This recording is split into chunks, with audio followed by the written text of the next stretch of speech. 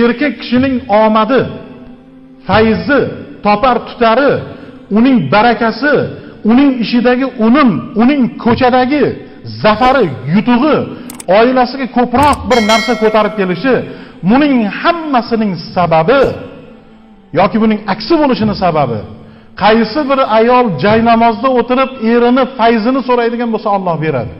Ana shuni sababidan o'sha ishi yurishmayotgan oilalar yoki munosib hurmat ko'rmayotgan ayollar shuni yaxshi bilmog'i kerak.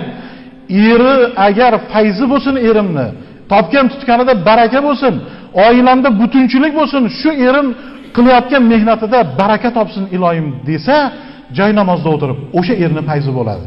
O'shani barakasi bo'ladi. Lekin benamoz bo'lib turib, allamahalgacha uxlab, saharni qirqib, joy namozdan yiroqda bo'lib turib, yana eridan topar tutardan shikoyat qilishga o'sha ayolda ham haqqi yo'q.